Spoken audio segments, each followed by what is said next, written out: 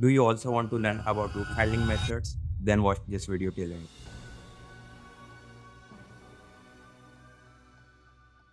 Hello everyone, I hope you all are doing well. In this video, we will talk about bisection method. It is a method to find roots of an equation iteratively. And the good thing about this method is it is the most simplest method because it doesn't have a formula. Yes, it has, but not like the previous one. Since it doesn't have a formula, so we will directly start from the equation. Now let's suppose we have an equation x square minus c is equals to 0. Initial points or initial roots are already given 1 and 2. Now just put these roots in the function of this equation. So when we put 1, we got minus 2, which is a negative value. And when we put 2, we got 1, which is a positive value. So the given function is continuous and the root lies between the interval of 1 and 2. Okay. So now what we have to do is just find the midpoint of 1 and 2. What would be the midpoint or average of 1 and 2? 1.5, right? So now put that 1.5 again in the function. Let t be the midpoint of interval and t is 1.5. Okay. So the function at t would be minus 0.75, which is a negative value. Since it is a negative value, so it would replace the previous negative value. Here value of function of 1 was negative. So now the 1 and function of 1 would be replaced by t 1.5 and minus 0.75. If function of t is less than 0, then assume a is equals to t. And if function of t is greater than 0, then assume b is equals to t. So our function of t is negative. So we will replace a with b, which was 1.5 for the next iteration. Now in first iteration, we have 1, 2 as ab. Then we have t, which was our midpoint 1.5.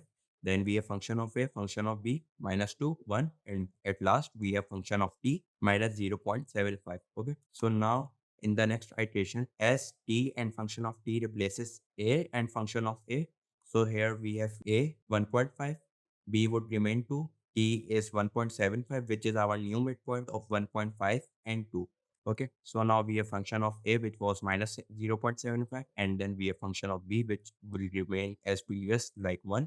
And now we have function of t, which is 0.062. So now we got a positive value of function of t. It would replace b because the value of function of b is also positive.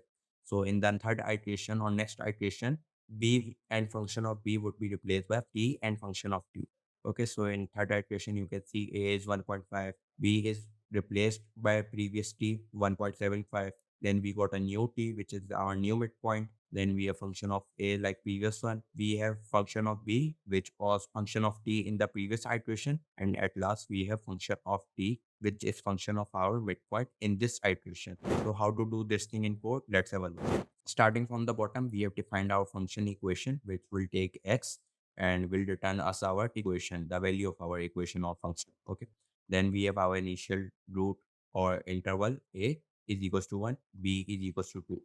Then we have our main function called bisection method, and we are giving arguments here. Equation would be a function. Yes, we are giving function as an argument.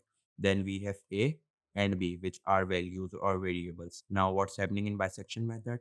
Here we have parameter f, which will be our equation. A would be our first interval, b would be our second interval.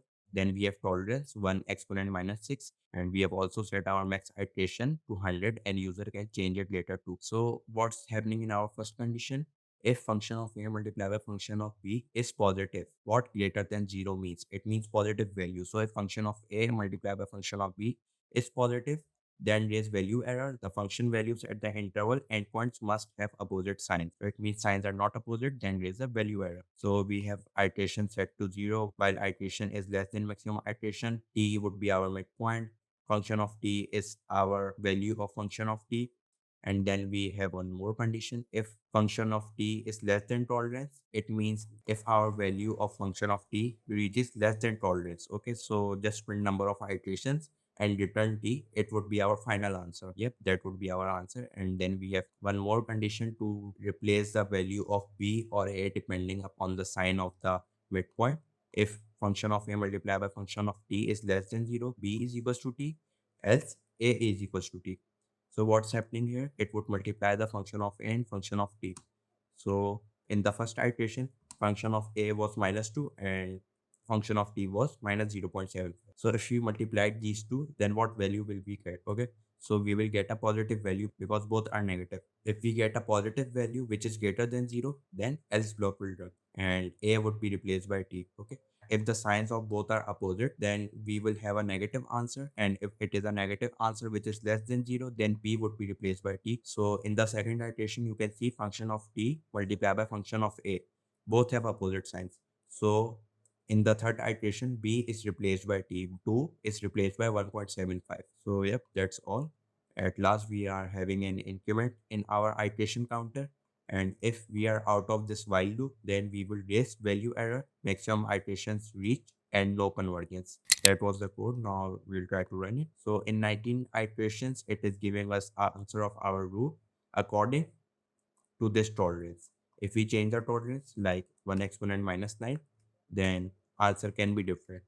So it took 30 iterations to reach this answer depending upon this condition. I hope this was easy to understand. And yes, that's all for today. If you really enjoyed this video or want to understand something about bisection method or Python itself, then don't forget to like, share, and subscribe. Yep, that's all for today. If you want more of this type of content, then keep following.